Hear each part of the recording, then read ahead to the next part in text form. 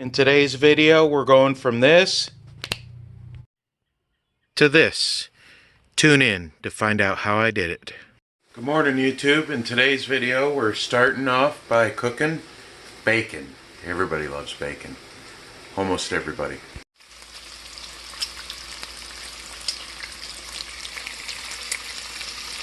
This skillet here, this cast iron we usually use for heating up tortillas, but I need to get some more seasoning going on, so I'm cooking the bacon in it. And that one I'm going to make potatoes with. Working man has to eat good. Waiting for my daughter to wake up so Dad can cook for his daughter too, but she's still sleeping. About a couple eggs, some hash browns, some toast, bacon, string cheese, egg, bacon, egg, hash browns, more string cheese, more bacon. Okay, breakfast is done. First thing you do with any project is you start by washing it. We're going to polish these wheels up here. And so what you got to do is just scrub them down, get them all clean, because as you're sanding, you don't want to tear up the, you don't want to just grime the dirt in there. So we're scrubbing them down with a brush and just some regular old car soap, and then we'll wheel them over to the garage to get out of these bugs. Next step is we're going to wet sand it. I forget what sandpaper this is, 800. Camera girl is going to record while I show you guys how we do this. This is how I do it anyway. Do it however any way you want to, but this is what works for me. So you spray it down with some water, and you keep going this way because you want to make a grain. It's the same as anything else. You want to make same as wood, because we're going to go through with the buffer and polish it afterwards. But what this does is get all the metal nice and soft. You could see that all the dirt's coming out, and as you feel it,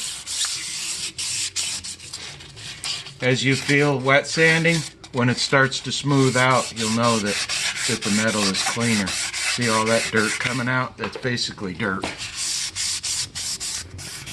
So you keep sanding like this in a round circle.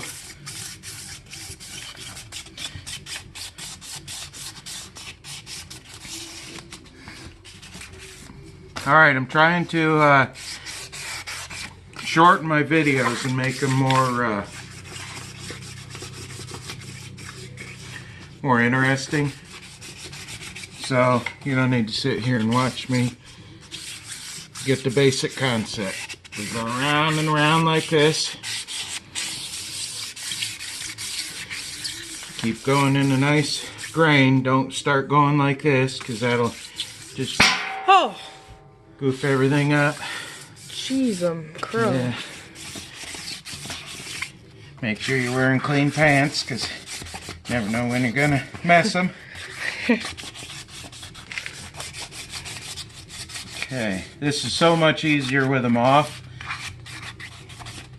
And I drive a semi-truck, so I have done this a lot.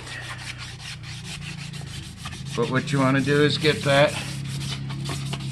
help to get that nice and clean.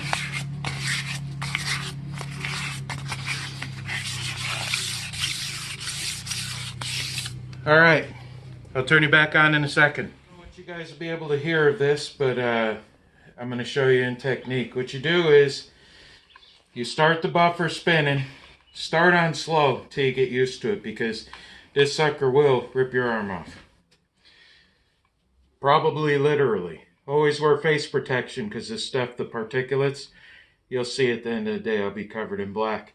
So what you do is you start it up, and then you touch this on here a couple times, and it gets the rouge. This is a cutting. This will cut. This is basically sandpaper. And then you take the white and go next, and I think the blue you do last. And the blue, once you hit that blue stage, and this is cutting too. So this is kind of rigid. And then once you get towards the white, you use this one. No, this one. This one's a white one right here. You put that baby on there and polish this with that white. It will look better than any chrome dipped anything. It'll have so much depth to it and be absolutely insane. But I don't know if we're going to go that far. Okay, here we go.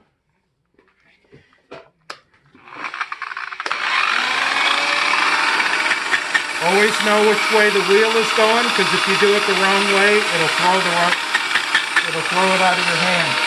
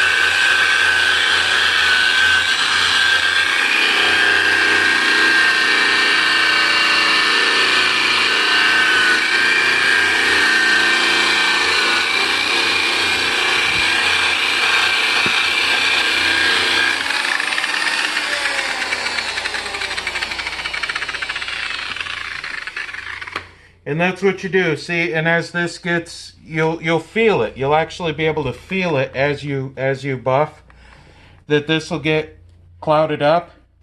So then you take a screwdriver and you turn the and remember, make sure you know which way it's going, because if you stick it in like this and it's flowing that way, it'll throw that screwdriver. So just make sure you know which way it's spinning. So you want to go like this. Just take a screwdriver, something pointy, and it'll clear that. It's all getting like clogged up. So make sure you're doing it the right way. And you just take the screwdriver.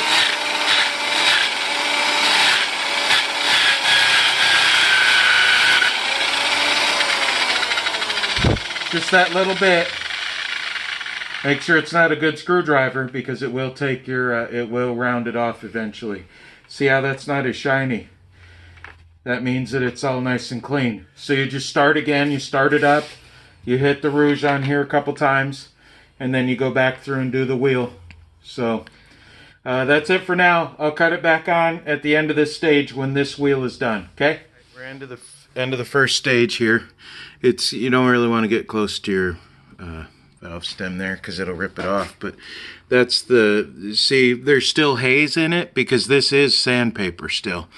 And what you want to do definitely is you need to clean this between your next stage, because this stuff in the air, it's just like waxing a car. It will get in there and tear it up. But that's the start. This is the first stage. Now what you do, instead of changing out the wheel, see it's shiny again? Instead of changing out the wheel, I'm going to do all 4 of these in the first stage, and then I'm going to do all 4 in the second stage and all 4 in the third stage. I've heard of people blasting off their chrome to polish their wheels, because polished, there's just something about polished. I mean, chrome is nice, and I love chrome, and it's easier to take care of. You can just hose it off. This takes a lot of work, but it's absolutely beautiful when it's done. But that's the end of the first stage. Come along. This is still the first cutting process. You'll see that, look at that. That is wow, it comes out good in the camera too. You'll get like little black spots.